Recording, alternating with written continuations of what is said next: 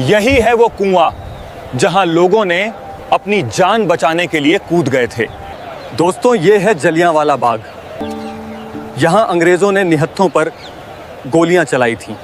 तो वीडियो को पूरा देखें और चैनल को सब्सक्राइब कर लीजिए। इतिहास के पन्नों में कुछ तारीखें स्याही से नहीं बल्कि बेगुनाहों के लहू से लिखी जाती हैं। 13 अप्रैल 1919 यह महज एक तारीख नहीं बल्कि ब्रिटिश साम्राज्य के माथे पर लगा वह कलंक है जिसे सदियों की बारिश भी नहीं धो सकती। पंजाब के हृदय अमृतसर में स्थित जलियांवाला बाग की मिट्टी आज भी लाल है। अगर उस मिट्टी को मुट्ठी में भींच कर सुना जाए तो आज भी उसमें से चीखों, सिसकियों और आजादी के नारों की गूंज सुनाई देती है। लेकिन यह मौत का तांडव अचानक नहीं हुआ था। इसके पीछे कई सालों का धोखा, क्रूरता और एक ऐसे काले कानून की साजिश थी जिसने पूरे हिंदुस्तान की आत्मा को छलनी कर दिया था। कहानी की शुरुआत होती है प्रथम विश्व युद्ध 1914 से 1918 के दौर से, जब ब्रिटेन यूरोप के मैदानों में अपनी बादशाहत बचाने के लिए लड़ रहा था। तब हिंदुस्तान के लाखों वीर सपूत अंग्रेजी फौज की वर्दी पहनकर अपना खून बहा रहे थे।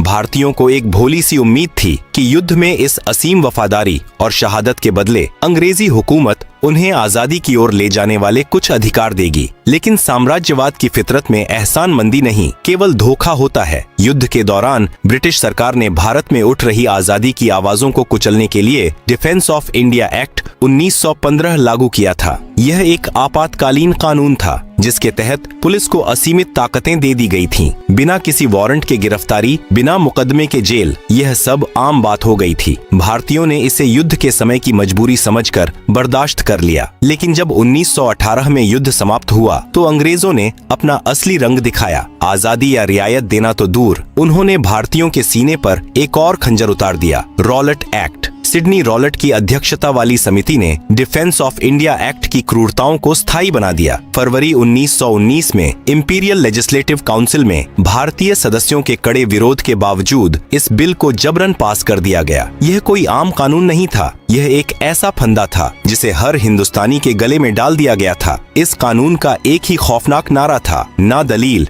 न वकील, न अपील। रॉलेट एक्ट के तहत किसी भी भारतीय को महज शक के आधार पर आतंकी घोषित कर 2 साल तक बिना ट्रायल के जेल की कोठरी में सड़ाया जा सकता था। प्रेस की आजादी का गला घोंट दिया गया। किसी भी सार्वजनिक सभा पर पाबंदी लगा दी गई। पुलिस को बिना वारंट किसी के भी घर में घुसकर तलाशी लेने का अंधा अधिकार मिल गया। अंग्रेजों का मकसद साफ था, हिंदुस्तानियों के दिलों में एक ऐसा खौफ पैदा करना कि कोई भी आजादी का ख्वाब देखने की जरूरत न कर सके। लेकिन अंग्रेज भूल गए थे कि जब जुल्म अपनी हदें पार करता है तो बगावत को जन्म देता है। पूरे हिंदुस्तान में गुस्से का ज्वालामुखी फट पड़ा। इसी सुलगती आग के बीच महात्मा गांधी ने एक राष्ट्रव्यापी सत्याग्रह का शंखनाद कर दिया। 6 अप्रैल 1919 के दिन पूरे भारत में एक अभूतपूर्व हड़ताल बुलाई गई। क्या कश्मीर, क्या कन्याकुमारी, देश की सड़कें सूनी हो गईं, दुकानें बंद कर दी गईं, लेकिन लोगों के दिलों की धड़कनें आजादी के नारों के साथ तेज हो गईं। इस आंदोलन को डॉक्टर राजेंद्र प्रसाद, सरदार वल्लभ भाई पटेल और जवाहरलाल नेहरू जैसे दिग्गज नेताओं का साथ मिला। इस बगावत का सबसे बड़ा केंद्र बनकर उभरा पंजाब। पंजाबियों का खून उबल रहा था।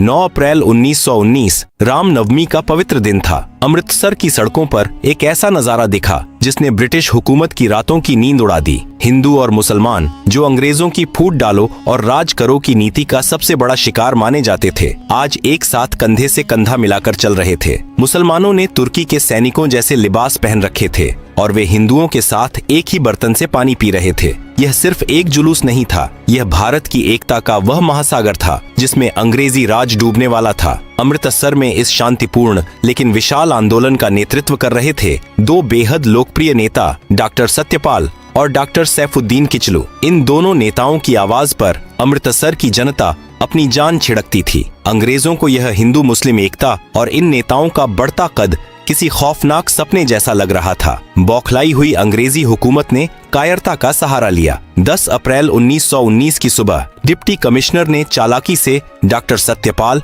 और डॉक्टर किचलू को अपने घर बुलाया और उन्हें धोखे से गिरफ्तार कर लिया। उन्हें गुपचुप तरीके से शहर से बाहर निकालकर धर्मशाला की जेल में भेज दिया गया। उधर पंजाब की स्थिति का जायजा लेने आ रहे महात्मा गांधी को भी पलवल रेलवे स्टेशन पर ट्रेन से उतारकर गिरफ्तार कर लिया गया और उनके पंजाब प्रवेश पर प्रतिबंध लगा दिया गया। अंग्रेजों को लगा कि नेताओं को रातों रात गायब कर देने से जनता डर कर अपने घरों में छुप जाएगी, लेकिन यह उनकी सबसे बड़ी भूल थी। जैसे ही डॉक्टर सत्यपाल और डॉक्टर किचलू की गिरफ्तारी की खबर अमृतसर की सड़कों पर फैली, शहर का माहौल बारूद के ढेर में तब्दील हो गया। अपने चहेते नेताओं की रिहाई की मांग को लेकर करीब 50,000 निहत्थे लोग सिविल लाइंस की तरफ बढ़ने लगे। एक तरफ आजादी के दीवाने निहत्थे भारतीय थे और दूसरी तरफ संगीने ताने खड़ी क्रूर अंग्रेजी पुलिस। अब अमृतसर की सड़कों पर खून बहना तय था और इसी खून की गंध सूंघते हुए एक ऐसा जल्लाद अमृतसर की तरफ कदम बढ़ा रहा था जिसका नाम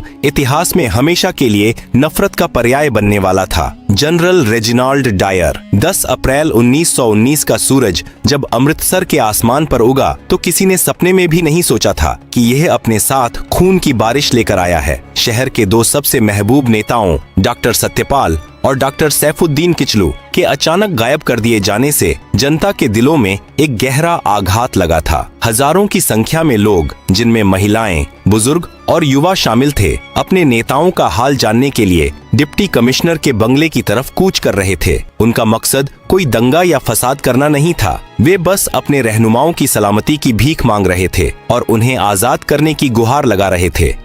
लेकिन अंग्रेजी हुकूमत के सिर पर सत्ता का ऐसा नशा सवार था कि उन्हें हिंदुस्तानियों की हर आवाज बगावत लगने लगी थी। हालगेट पुल के पास इस निहत्थे और शांतिपूर्ण हुजूम का सामना अंग्रेजों की संगीनों से हुआ। बिना किसी पूर्व चेतावनी के अंग्रेजी पुलिस ने इस शांतिपूर्ण भीड़ पर सीधी गोलियों की बौछार कर दी। पलक झपकते ही सड़क पर लाशें गिरने लगीं। जिन हाथों में कुछ देर पहले तक शांति की तख्तियां थीं, वे अब अपने ही भाइयों के खून से सन चुके थे। अपने निर्दोष साथियों का लहू सड़क पर बहता देख जनता का धैर्य जवाब दे गया। जो भीड़ कुछ देर पहले तक शांति की अपील कर रही थी, वह एक उग्र तूफान में बदल गई। जिस गांधीवादी अहिंसा का पाठ वे इतने दिनों से पढ़ रहे थे, वह ब्रिटिश पुलिस की इस बर्बरता के आगे टूट गया। भीड़ का गुस्सा एक अंधी आग बन चुका था। अमृतसर की सड़कों पर कोहराम मच गया। क्रोधित और बेकाबू भीड़ ने नेशनल बैंक और अलायंस बैंक की इमारतों को आग के हवाले कर दिया। इस हिंसक झड़प में 5 ब्रिटिश अधिकारी मारे गए और कई सरकारी इमारतों को जलाकर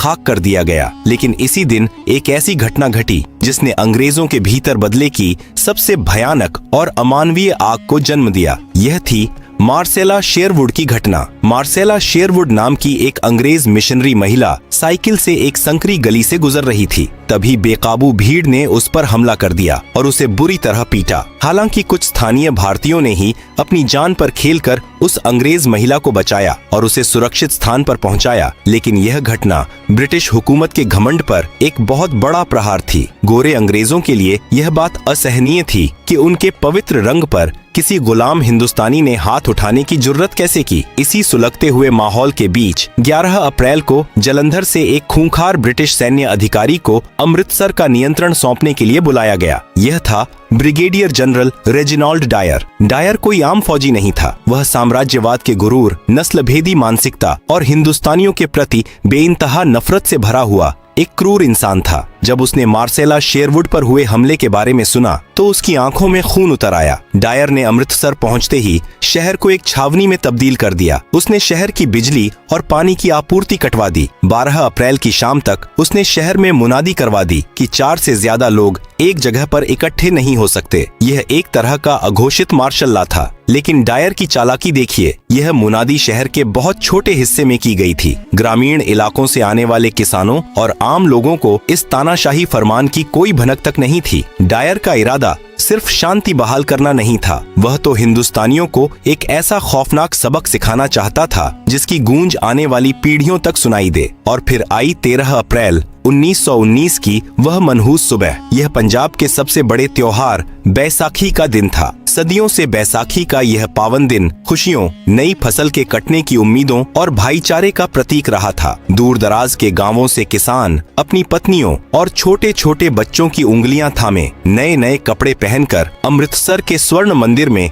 मत्था टेकने आ रहे थे। पूरे शहर में एक तरफ त्योहार की रौनक और उल्लास था तो दूसरी तरफ अंग्रेजी बंदूकों का खामोश और खूंखार पहरा। स्वर्ण मंदिर के ठीक बगल में एक 6.5 एकड़ का मैदान था, जलियांवाला बाग। यह कोई खूबसूरत बगीचा नहीं था, बल्कि चारों तरफ से ऊंचे ऊंचे मकानों और पक्की दीवारों से घिरा हुआ एक मैदान था। इसके अंदर जाने और बाहर निकलने के लिए बस एक ही बहुत संकरा सा रास्ता था। जो गांव वाले मीलों का सफर तय करके अमृतसर आए थे, वे स्वर्ण मंदिर में दर्शन करने के बाद सुस्ताने के लिए इस जलियांवाला बाग में आकर बैठने लगे। कोई पेड़ की छांव में अपने बच्चों को रोटियां खिला रहा था, कोई कुएं के पास बैठकर अपनी थकान मिटा रहा था, तो कोई मेले के खिलौने खरीद रहा था। उसी दिन शाम के वक्त रॉलेट एक्ट के काले कानून और अपने नेताओं की गिरफ्तारी के विरोध में शहर के कुछ स्थानीय नेताओं ने उसी जलियांवाला बाग में एक शांतिपूर्ण सभा का आयोजन किया था। धीरे धीरे वहां लोगों की भीड़ बढ़ने लगी। क्या हिंदू, क्या मुस्लिम, क्या सिख, सभी धर्मों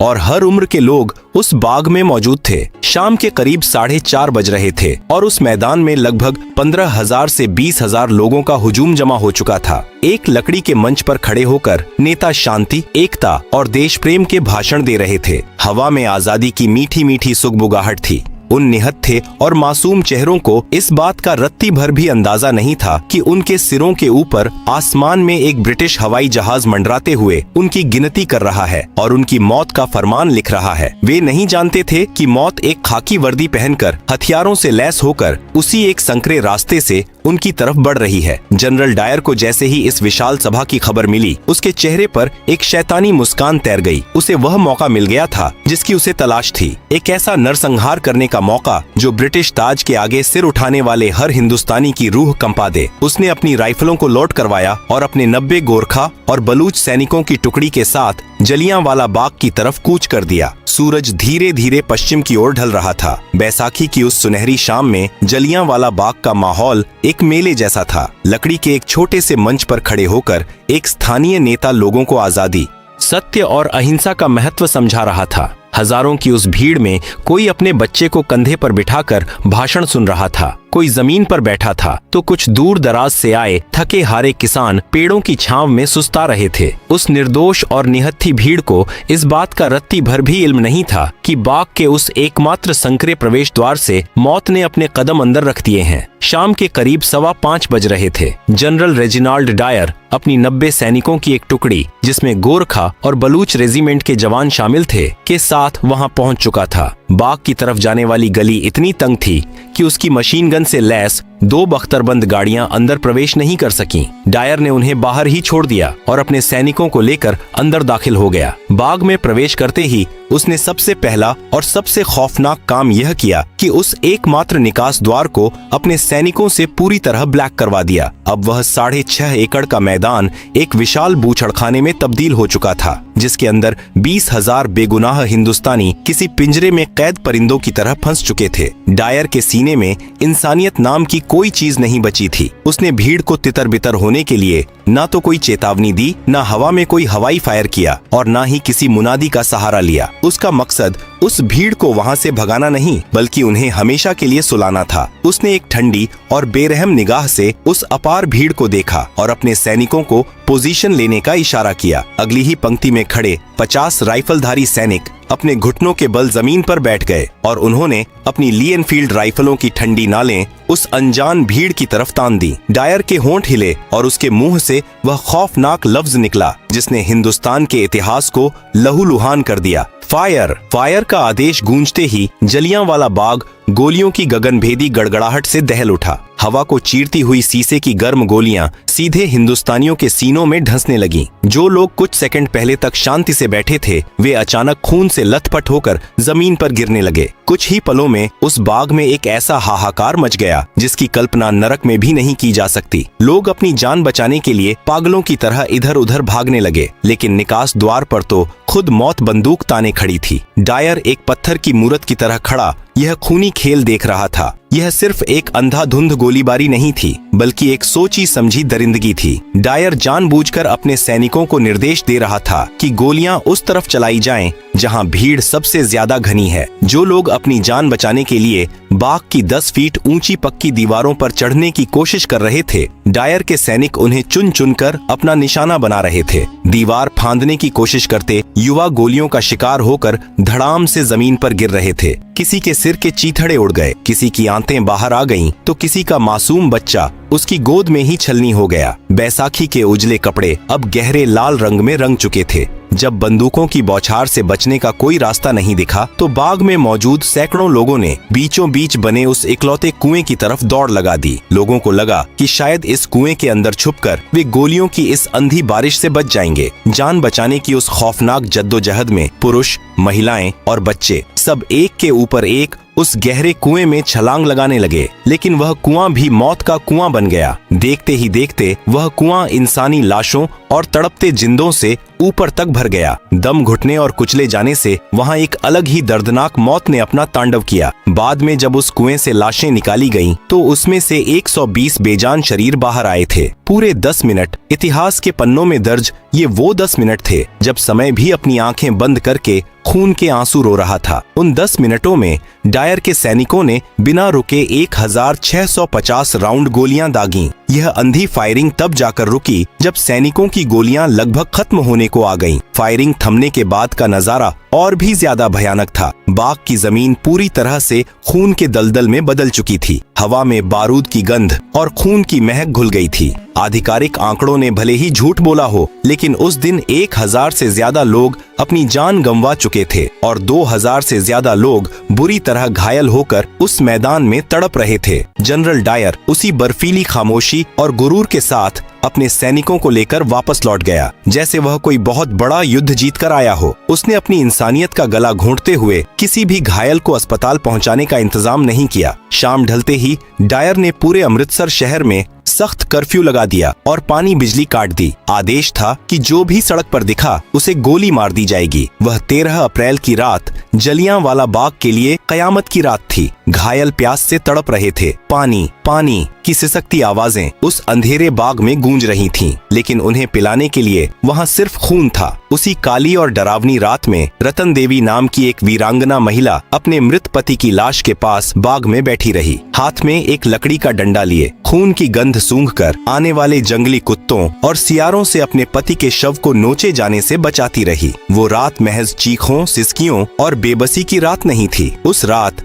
जलियांवाला बाग की खून से सनी मिट्टी ने आजादी के लिए एक ऐसा बीज बो दिया था जिससे उठने वाला तूफान अब ब्रिटिश साम्राज्य की जड़ों को उखाड़ फेंकने वाला था। उस रात हिंदुस्तान का हर कोना रोया था, लेकिन उन आंसुओं में अब डर नहीं, बल्कि इंतकाम की वह भयानक आग थी जिसे बुझा पाना अब अंग्रेजों के बस में नहीं था। 14 अप्रैल की सुबह जब अमृतसर में सूरज निकला तो उसकी किरणें भी बाग में बिखरी लाशों को देखकर सहम गई होंगी, लेकिन अंग्रेजों ने अपनी बर्बरता यही नहीं रोकी। इस नरसंहार के तुरंत बाद पूरे पंजाब में मार्शल लॉ लागू कर दिया गया। हिंदुस्तानियों को सड़कों पर पेट के बल रेंगने के लिए मजबूर किया गया। सरेआम कोड़े मारे गए और अमानवीय यातनाएं दी गईं। पंजाब को एक खौफनाक खुली जेल में तब्दील कर दिया गया था। जब इस भीषण नरसंहार की खबर देश और दुनिया में फैली तो ब्रिटिश सरकार ने दुनिया की आंखों में धूल झोंकने के लिए डिसऑर्डर्स इंक्वायरी कमेटी यानी हंटर कमीशन का गठन किया। यह न्याय का नहीं बल्कि बेशर्मी का एक ऐसा नाटक था जिसने जले पर नमक छिड़कने का काम किया। कमीशन के सामने जब जनरल डायर पेश हुआ तो उसके चेहरे पर रत्ती भर भी पछतावा नहीं था। उसने बड़ी बेबाकी और गुरूर से कहा कि वह चाहता तो भीड़ को बिना गोली चलाए भी हटा सकता था, लेकिन वह हिंदुस्तानियों को एक सबक सिखाना चाहता था। इतने बड़े अमानवीय जुर्म के बावजूद अंग्रेजों ने डायर को कोई कड़ी सजा नहीं दी, बस उसे उसके सैन्य पद से हटाकर वापस इंग्लैंड भेज दिया गया। इंग्लैंड पहुंचने पर इस हत्यारे का स्वागत किसी अपराधी की तरह नहीं बल्कि एक हीरो की तरह किया गया। ब्रिटिश हाउस ऑफ लॉर्ड्स ने उसे पंजाब का रक्षक बताकर उसकी तारीफों के पुल बांधे। ब्रिटिश अखबारों और उसके समर्थकों ने चंदा इकट्ठा करके उसे 26,000 पाउंड की भारी भरकम रकम और स्वॉर्ड ऑफ ऑनर भेंट की। अंग्रेजों की इस नीचता ने हर हिंदुस्तानी के सीने में सुलग रही आग को भड़काकर ज्वालामुखी बना दिया। इस घोर अन्याय से आहत होकर नोबेल पुरस्कार विजेता गुरुदेव रवींद्रनाथ टैगोर ने ब्रिटिश सरकार द्वारा दी गई अपनी नाइटहुड की उपाधि ठुकरा दी। उन्होंने वायसराय को लिखे एक कड़े पत्र में कहा कि अब समय आ गया है जब सम्मान के ये तमगे हमारे अपमान के संदर्भ में हमारी शर्म को और बढ़ा देते हैं। उधर महात्मा गांधी ने भी अंग्रेजों से मिले कैसर ए हिंद पदक को वापस लौटा दिया। अब आजादी की लड़ाई केवल अधिकारों की मांग नहीं रह गई थी, यह अब आर पार की जंग बन चुकी थी। जलियांवाला बाग की इस खून से सनी मिट्टी ने भारत को ऐसे दो वीर सपूत दिए जिनकी गूंज से ब्रिटिश साम्राज्य की जड़ें हमेशा के लिए हिलने वाली थीं। जब इस नरसंहार की खबर लाहौर के पास स्थित एक स्कूल में पहुंची तो वहां पढ़ने वाला एक 12 साल का लड़का स्कूल छोड़कर सीधा अमृतसर की तरफ भाग खड़ा हुआ। वह बच्चा कोई और नहीं बल्कि भविष्य के शहीद ए आजम भगत सिंह थे। उस छोटे से बच्चे ने जलियांवाला बाग पहुंचकर वहां की लाल मिट्टी को अपने मासूम हाथों में उठाया, उसे एक कांच की शीशी में भरा और कसम खाई कि वह अपने देश को इन जालिमों के चंगुल से आजाद कराकर ही दम लेगा। वह शीशी भगत सिंह के लिए किसी भगवान की मूरत से कम नहीं थी, जिसने उन्हें आगे चलकर हंसते हंसते फांसी का फंदा चूमने की प्रेरणा दी। लेकिन इस कहानी का सबसे खौफनाक और संतोषजनक अध्याय अभी बाकी था। जनरल डायर ने तो गोलियां चलवाई थीं, लेकिन इस पूरे नरसंहार का असली मास्टरमाइंड और पंजाब का तत्कालीन लेफ्टिनेंट गवर्नर माइकल ओडायर था। उसी ने डायर के हर क्रूर कदम को सही ठहराया था। ओडायर रिटायर होकर इंग्लैंड में एक आरामदायक जिंदगी जी रहा था। जनरल डायर तो 1927 में ही लकवा मारने और ब्रेन हेमरेज से तड़प तड़प कर मर चुका था, लेकिन ओडायर का हिसाब अभी बाकी था। जलियांवाला बाग के उस खूनी मंजर का एक चश्मदीद गवाह था, जिसके सीने में बदले की आग 21 सालों तक धधकती रही। सरदार ऊधम सिंह। ऊधम सिंह ने अपने देश के बेगुनाहों का खून अपनी आंखों से बहते देखा था। उन्होंने ठान लिया था कि वे इस नरसंहार के मुख्य दोषी को उसी के घर में घुसकर मारेंगे। 2 दशकों तक अपना नाम और भेष बदलते हुए, कई देशों की खाक छानते हुए वह आजादी का दीवाना आखिरकार लंदन पहुंच ही गया। 13 मार्च 1940 का दिन, लंदन का कैक्सटन हॉल। माइकल ओडायर वहां एक सभा में भाषण दे रहा था। सरदार ऊधम सिंह एक मोटी किताब के अंदर पन्नों को रिवॉल्वर के आकार में काटकर उसमें अपनी बंदूक छिपाकर उस हाल में दाखिल हो चुके थे। जैसे ही सभा खत्म हुई और ओडायर अपनी कुर्सी से उठा, ऊधम सिंह ने अपनी रिवॉल्वर निकाली और सीधा उस शैतान की तरफ तान दी। धाएं धाएं। लंदन के उस हाल में गूंजी उन गोलियों की आवाज असल में 13 अप्रैल 1919 को जलियांवाला बाग में चीखने वाले उन हजारों बेगुनाहों की आवाज थी। ओडायर वहीं जमीन पर ढेर हो गया। 21 साल लंबा इंतजार खत्म हुआ। ऊधम सिंह वहां से भागे नहीं, बल्कि सीना तानकर खड़े रहे और गर्व से अपनी गिरफ्तारी दी। उन्होंने पूरी दुनिया को यह खौफनाक पैगाम दे दिया कि हिंदुस्तानी अपने बेगुनाहों का बहा एक एक कतरा खून कभी नहीं भूलते। उन्हें 31 जुलाई 1940 को लंदन के पेंटनविले जेल में फांसी दे दी गई और वे अमर हो गए। जलियांवाला बाग का वह 6.5 एकड़ का मैदान आज भी एक मूक गवाह बनकर खड़ा है। वहाँ की दीवारों पर बने गोलियों के वो सुराख आज भी चीख चीख कर उस दिन की दरिंदगी की गवाही देते हैं। यह शहादत व्यर्थ नहीं गई। इसी खून ने पूरे देश को एक सूत्र में पिरोया और 1947 में उसी ब्रिटिश साम्राज्य को भारत छोड़ने पर मजबूर कर दिया, जिसका सूरज कभी अस्त नहीं होता था। जलियांवाला बाग के शहीदों की वह चिता, भगत सिंह का वह जज्बा और ऊधम सिंह का वह प्रतिशोध भारत के इतिहास का वह अमर अध्याय है, जो हर हिंदुस्तानी की रगों में हमेशा देशभक्ति का खून बनकर दौड़ता रहेगा। जय हिंद। ऐसे ही मजेदार फैक्ट्स के लिए मेरा एजुकेशन को सब्सक्राइब करना ना भूलें।